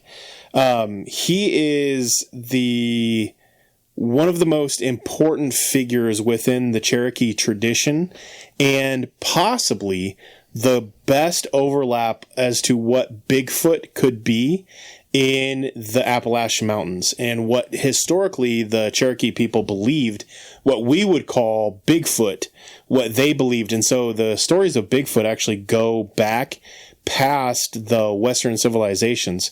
And the Cherokee tradition, they regard this guy as, again, I'll try to say it, the Tsul'Kalu. Tsul'Kalu. and then Kalu. So his name basically Kalu or Kaul? Kalu. Kalu. Okay. So he is the name for him is translated as the Slant-Eyed Giant or the Great Slant-Eyed One. He was described by the Cherokee as being enormous in size, supernatural in power. So kind of what we think of Bigfoot. Yeah. He's associated with the mountains, and he's directly connected to hunting. So they kind of didn't believe. So the Cherokee Native Americans didn't necessarily believe that Tsul'Kalu was evil, but they believed that if you didn't honor and respect the hunting grounds, that he then would become like a powerful force to contend with. And so basically they kind of regarded this Tsul'Kalu as like this thing that needed to be like respected. And I think there's a lot of people in modern Bigfoot like lore who, have you seen the people who go out and like leave things for Bigfoot? Yeah. And then they'll come back and there'll be something different there or whatever. Yeah. So they're almost falling into this tradition of what the Cherokee kind of believed was that there was almost this go-between between the hunt and the natural. And when the resources were being overhunted, they believed that the Tsul'Kalu would kind of protect the creatures. Or if the hunt was not for like food, it was just for game or thrill, they believed that the Tsul'Kalu would basically react negatively towards you being in the hunting grounds. And so they think that he kind of almost like had a control over the animals in the region. And so if you had a successful hunt, then Tsul'Kalu regarded your hunt as being like authentic and respectable. And if you didn't and you got hurt while hunting or something along those lines, they believed that you had gone into the hunt with disrespect towards whatever Tsul'Kalu was trying to protect, which is kind of crazy. Right. And didn't they too, when like, because I think I came across some of this too, isn't it like they almost maintain boundaries? Yes. Like an unwritten kind of boundary, and the food offerings and things and the offerings they made weren't as like what we think as offerings. It was more like, hey, we're doing pretty good, we're going to share with you because you're our neighbor kind of thing. They considered them almost just other people. Well, so his domain was in kind of in the mountain range that's near western North Dakota or North Carolina. Yeah. And so it's kind of in that region. They believe that he the white people who inhabited the region, they would pronounce it as Judaculla. So they westernized his name to Judaculla. They believe that he existed for like in the Cherokee tradition, from what was documented, that it goes back like thousands of years of this creature. And there's a boulder it's called the Judaculla Rock, which is supposedly a rock that was carved by the handprint of the Tsul'Kalu.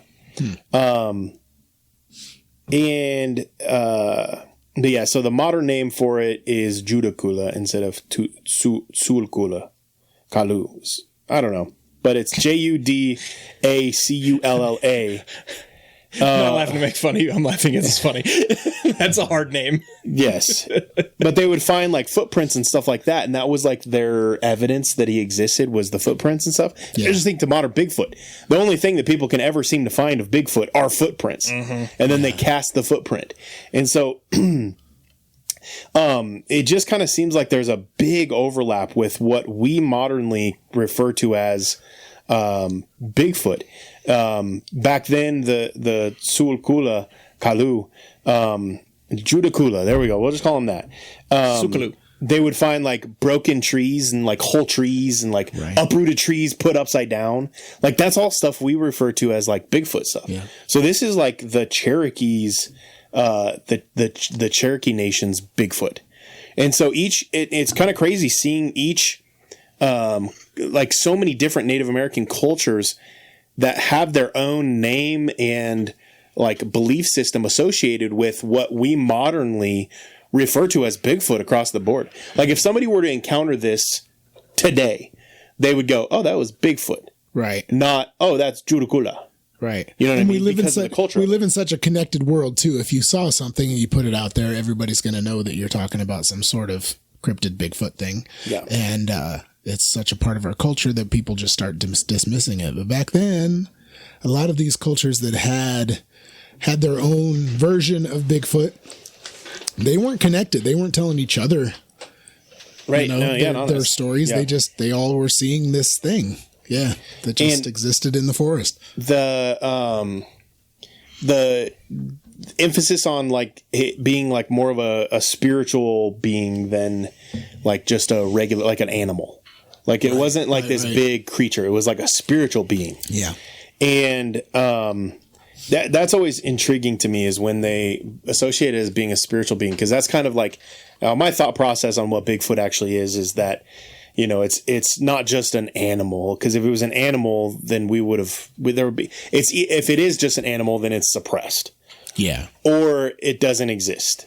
But if it were something spiritual in nature, then I feel like that leads to more of a reality that it could exist. Mm-hmm. And the Native American cultures, they weren't, again, kind of going back to, I think in our Western eyes, we see these tales as like them just like telling stories to try to explain science or trying, like we said, with some of the people that live in the mountains, to cut these stories to keep people scared and keep people out, or to keep our kids from wandering out in the woods at night, or we dismiss them as, but if you don't eat your broccoli, the boogeyman will get you.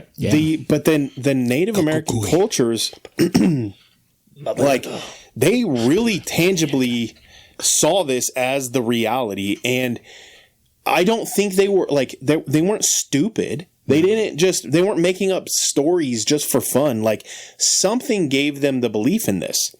And because of that, it makes me wonder if they weren't having the same experiences as modern day, the number one. And this is one of the reasons why I actually first started even thinking about Bigfoot as being a realistic thing, was the number one category of people who both believe in and have seen Bigfoot are hunters. Right. That is also the number one category that I feel like would be able to differentiate between a bear standing up and a creature that that they didn't recognize. Yeah. There are also people who tend to know the territory, tend to know the area in which they're hunting, and they're not going to panic because they're in a new area. And so because of that, go back to the Cherokee, and it revolves around hunting. Yeah. Is that a coincidence, or is that part of the thing? You know, like that the Cherokee were out hunting and they would encounter this creature that seemed to elude them, that had a presence that when you came into it, it didn't feel natural. It almost felt spiritual, and they would encounter this thing. And because of that, they begin associating it with hunting rather than with it being just a spiritual territorial creature. Yeah. Relatively speaking. It's interesting. The odds of me seeing a Bigfoot are very, very, very, very small, because I don't spend a whole lot of time in the forest, as opposed to a nation of people that lived in the forest. Like that was their home. That's where they lived. You know, I don't go to the forest very often, especially if I've never been to the Appalachians. So how would I ever see one? You know, so it's real easy for me to dismiss it and say, I don't believe in that because I've never seen it. Well, you've never put yourself in a position to see it. Right. You know, I mean. Yeah. And again, you go back to okay, so the Native Americans spend a heck of a lot more time out hunting and in the forest than I do. Yeah. who am I to discredit their experiences with these creatures? Now, do I believe everything that they necessarily believed that they were? Not necessarily, because I don't think that there is a spiritual keeper of the game like they did. But I do believe that there can be demonic entities or spiritual beings that exist within this realm that we can. But anyway, moving on from that. I've got two more things I wanted to talk about. We're coming out on time, so the one that I think could translate the most to the feral people episode that we had talked about. They're the Nunehi. Have you heard of the Nunehi? Mm-mm. So this is the Nunehi are the Native Americans that lived within the Appalachian Mountains. There was this race of people, and it's not the Moon-Eyed people, but it is a different race of people that had supernatural protection that lived in a different realm, and they believed it was like an underground realm. Right. And so this was documented pretty extensively by ethnographer James Mooney doing field work between the years. Phil, what years do you think he was doing this? Just for fun. Say the 1880s. Yes. In the 1880s. And he published a book called The Myths of the Cherokee. Very important that he called it Myths of the Cherokee. But he did an extensive amount of research with the Cherokee in order to learn about the different myths that they had, quote unquote myths. Right. Again, in the 1880s. It's very important. Just chalk one more thing up to our 1880. We're getting quite a stack of the need to categorize these as myths, you know? Yeah. And to make sure that they are listed in libraries and museums as myths. Yeah. So not facts. The name translates to the people who live anywhere, the immortals, or the people who live forever. That's kind of the translation of what this guy came up with that the Cherokee were explained to him as he did this. These weren't like ghosts, right? Like the way we would explain ghosts. They weren't gods. So not like we would explain gods are. They were understood as being like a separate race of human-like beings that didn't live in our realm. Well, that don't sound like anything we've ever talked about before. No, right? Nothing. That doesn't sound anything like it. No. All right. What did they look like? But I bet they had red. I have a theory. When they would appear, they appeared human-like. Okay. As far like, let me look. But they were considered. But here's the weird kicker to this thing, though. They were considered friendly toward the Cherokee. Mm-hmm. So that's kind of interesting. They didn't regard them as being like evil or to be messed with or anything like that. Like they were considered friendly and protectors. But they believed that their towns existed inside of the mountain networks. Mm-hmm. Okay. So what if these were more like a feral people situation that lived in the caves? But again, they believed that they were more spiritual. But again, the Cherokee, and I do want to be very careful to say that the Cherokee belief was not that they were people living within the caves. Right. They believed that they were like a different spirit, almost a different realm beings. And part of the reason they believed this was because when they would go out for hunting and they would go out into the mountains, the Cherokee would often report, and apparently Westerners who inhabited the area would also report these things. Mm-hmm. So this transcends different cultures, that they would hear random drums going off, that they would hear singing and hear people like celebrating and dancing. And then when you try to find this noise, it would shift directions, or all of a sudden be further away, or appear all of a sudden in the opposite direction you were walking. All of a sudden you would hear it behind you. It was almost like the noise of this celebration would move as you tried to find where it was coming from. That almost goes back to the weird brain lobe thing too, possibility with the noise and things like that. So if they just look like humans, what distinguished them? How would you recognize them if you came across them? So they would explain them as specifically like if you got lost, they would just all of a sudden appear and then lead you to safety. Or sometimes some people reported that they would get lost like in the winter when they were hunting, and the Nunehi would lead them back to their cities inside of the mountains.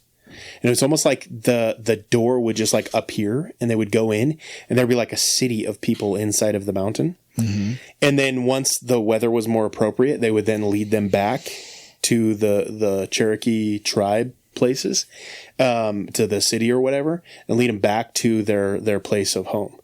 And so the Cherokee were reporting that they were like brought in and almost like protected and kept, and then brought back to the place, or back to home. Sometimes they reported that these people would battle with the Cherokee against other Native American tribes, and then when the battles were over, they would just disappear. So they didn't believe that they were of this realm because of their ability to appear and disappear.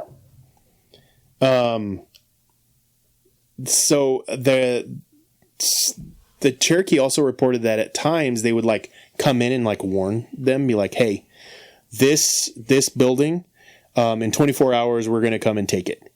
And so the people then could choose to leave the building, or if they didn't leave the building, they would be taken with the building and never return. Yeah. And so then the building would just like disappear, apparently, of the homestead. Anyway, that's kind of the way that the Cherokee explained the Nunehi. But the most famous story of the Nunehi is actually concerning the Trail of Tears, which we're now talking Western times, where Westerners are in the area and stuff like that. Apparently the Nunehi warned the Cherokee 7 days ahead of time that something catastrophic was going to be coming. And then 7 days later, that's when they began to come in, and eventually what would become the Trail of Tears happened. Yeah. Oh. Yeah. It's kind of an interesting one. It is interesting. The last one, which is kind of similar, but kind of not, but you did research on as well, are the Moon-Eyed people. Yeah. I think the Moon-Eyed people...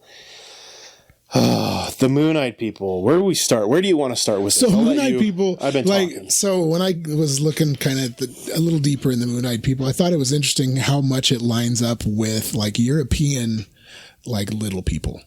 Because the Moon-Eyed people, they called them little people. And then when Western culture came in and they started telling the stories, they're the ones that started calling them Moon-Eyed people because they couldn't see in the daylight. They could only see at night. And they would come out of the mountains, and at night, they would harvest and cultivate and everything, the Cherokee fields for them, and do all their chores at night. So they'd wake up in the morning and their field would be, harvested and ready to go, and things like that. And so same thing, they had little territories, and they would bring food and supplies and things to offer to them, and as a thank you, and just kind of stayed out of their territory and agreed to mind their own business kind of thing. And if you treated them right, they would do those nice things for you. If you didn't, they would disappear forever. You never see them again. But the description of them, this is where it kind of was weird for me. And we talk about different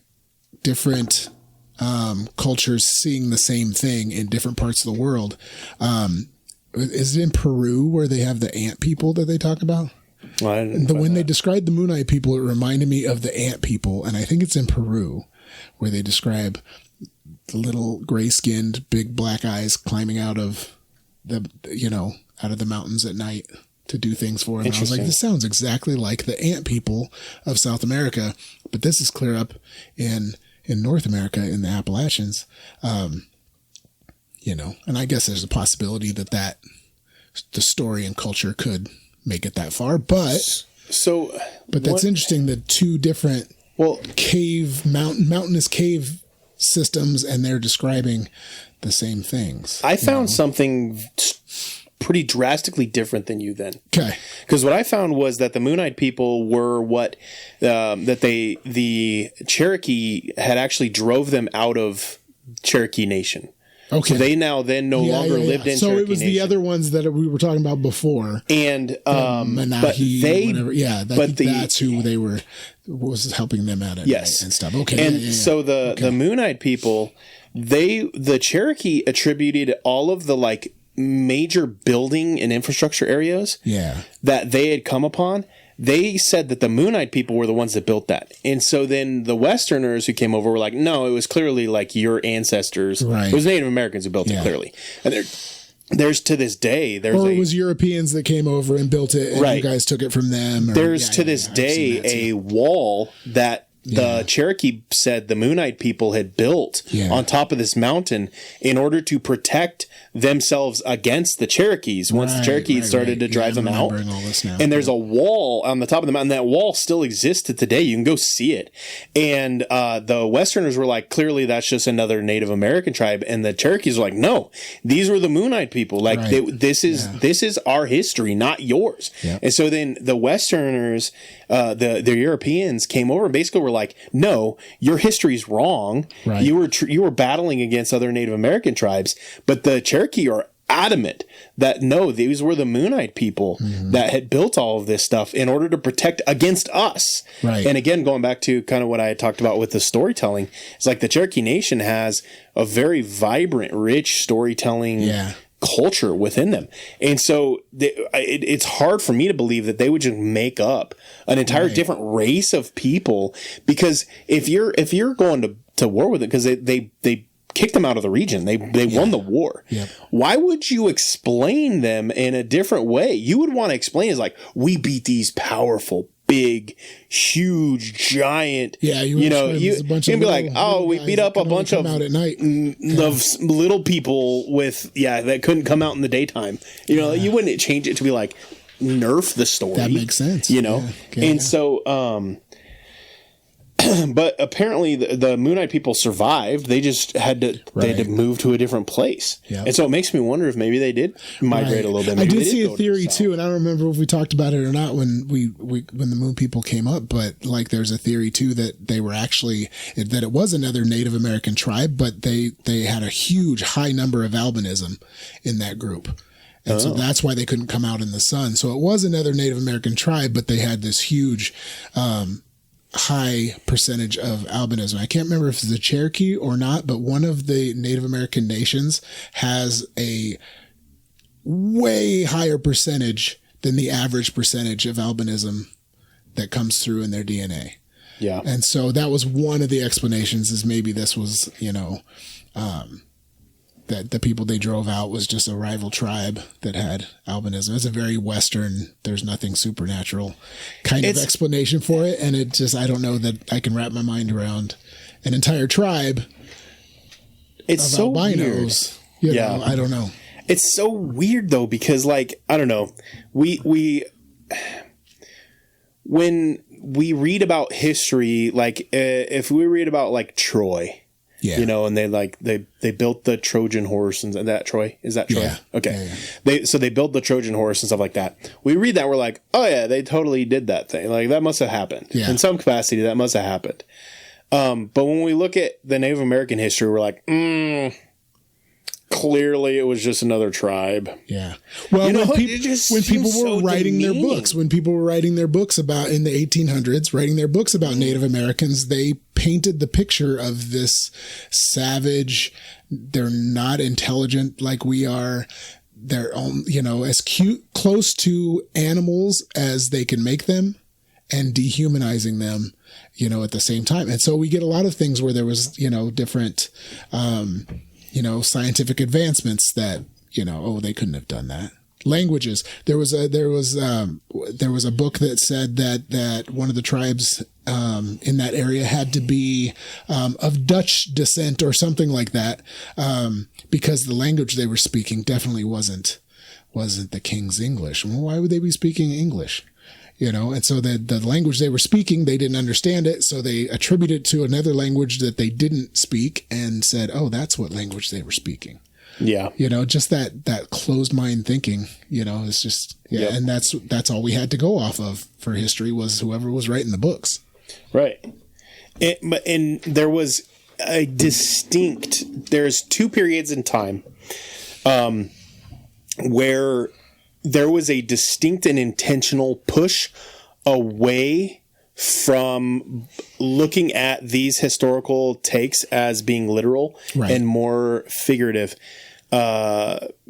Those two periods were the I think it was the Renaissance, and then now we are finding that there was another push in the 1880s. Yeah. And the push in the 1880s, from the things that we've been looking at, we're going to do an episode on this probably pretty soon, but the push in the 1880s looks very similar to what we saw during the Renaissance, of them beginning to classify the historical records as literal versus figurative. Yeah. And or myths versus real. Yeah. And there was a major push to say that, like, the things that are, but again, going back to the takes that the Western civilizations had, was it's very much a not literal thing, which is crazy to me, because, like, even within, like, if they were Christian, believing, like, within the Bible, there's so much there. And I think that our Western brains, when we read the Bible, it's hard for us to even think through what occurred in a literal sense as well. Right. When we see things that talk about, like, David and Goliath being a giant, we immediately try to go like, oh, well, maybe he was just really tall, like 7 foot. Maybe he was this, maybe he was that. And it's like, right. No, it lists out how tall he was. He was a giant. Yeah. Even amongst, like, today's American trying to put it in the scope giants. Of what we've seen and what we know. At the same time, though, right. how quick are we to accept when an expert throws something at us and we're like, oh yeah, he's an expert. Yeah, he's an expert. We trust it because they're a real tangible person rather than somebody I read from a book from, a few hundred years ago. Yeah. 1,000 years ago. And from what we discovered from even just the medical episode that we did, imagine how much of that existed within the non-medical communities. Yeah. So and I kind of want to do a dig on, like, archaeology. Was there a definitive point where somebody came in and was like, okay, in order to be an archaeologist, you now have to go to one of our chosen schools. And if you do archaeology without an archaeology degree, you're now liable to a fine for digging. And, like, there's sites. Oh, man, you have special licensing to do any kind of archaeology now. Right. Yeah, you used to be able to just cruise over and dig some stuff. Now they're protecting even the history. That's interesting. Through archaeology now. And so that's the easiest way to eliminate the alternate history lessons, and to make anybody who believes the alternate history lessons sound crazy, is you then regulate the education. And to be an expert, you have to have a piece of paper. Yep. To be the expert, and you are if you are getting that piece of paper, you're learning from somebody else who had that same piece of paper. You're not learning from hands-on. I don't remember if we talked about it in the Patreon or in this episode.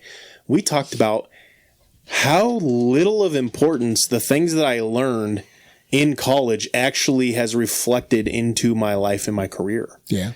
That on-hands training is still the better, like, you can get 6 months of on-hands training and learn 4 years of what you learned in college a lot of times. Right. With a lot, not all degrees, but some. And because of that, but you need the piece of paper to do it. Yeah. So they control the education in it. Yeah. And so Phil, learning how to line dance, how's that affected you as an adult? I never learned how to line dance, so I don't know. Oh, that's the issue. That's the problem. They didn't teach him how to line dance in school.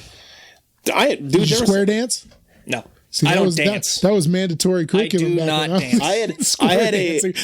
He was at my wedding. Ask him. I do not dance. I had a pop culture, a pop in one of my PE education classes I had to take. It was an education class. Yeah. But it was a PE class that you had to learn pop dance moves. Yep. And the dumbest thing about the class was that after 5 minutes in the class, the teacher eventually recognized that we, the students, knew the dances better than her. And so then she just had us teach each other dances. Yep. Mm-hmm. I had to pay money to teach other students dance moves that I learned by partying. Huh. Stupid. But again, they control. If they control it, they control it. It's wild. I'm not even anti-college. I'm pro-college. I want kids to go to college. Definitely. I want my kids to go to college. And some of that's designed just to be fun everything else. But I'm like, when are we going to use it? Exactly. But Strung it so long. Oh man, baby bladder over there. Baby bladder built. We ended both episodes with Phil having to go to the bathroom, and I'm gonna leave both of them in just for fun, out of funnies. But yeah, the Appalachian Mountains, dude, and I can say we definitely will be doing another episode on this because. We barely scratched on the surface of anything on this. We barely scratched even just on the Native American side of things. There's probably more lore with the Appalachians than any other, at least in America, any other place in America. It's crazy. I'm looking something up really quick, real time. So we pretty much just covered Cherokee. Yeah. Today. And we didn't even dig real deep into everything there is there either. And we just very surface. There were, technically speaking, hundreds of distinct Native American tribes that inhabited the Appalachian Mountains. But because it spans 13 states, even just in the modern categories of, because the modern categories, they just kind of lumped them together. Yeah. You've got the Cherokee, which is in the southern. I think it's interesting. There are thousands of tribes that existed in America, and we focus on about a dozen of them. Yeah. Is all. And it has to be history books. It has to be, the history researchers that were in charge of, trying to write things down for libraries. They, kept it. So then you've got the Iroquois, which includes the Seneca, Cayuga, Oneida, Onondaga, Mohawk, and Tuscarora nations. Then you've got the Shawnee. Then you've got the Delaware. Then you've got the Monacan. So we literally only even covered one Native American people group. And I'm sure there's a lot of overlap, but at the same time, those are very distinct cultures. Yeah. That deserve, so we will stories get told. Yeah. We really kind of just focus on Southern Appalachian Mountains this go around. Yeah. So be looking forward to, I'm putting it on my list right now, but we will do a part 2 where we focus more on the Northern Appalachian Mountains. Mm-hmm. But outside of that, man, thank you guys for tuning in. I don't think I said it anywhere else in the episode, but join the Discord. Go to our Patreon, patreon.com/BA Bigfoot, and go to Insane Labs and use the code BA Bigfoot and do all of the things. And so outside of that, don't forget to be your BA best. And we hope you guys enjoyed this one. This is a lot more lighthearted, fun one. So, okay. Bye. Bye.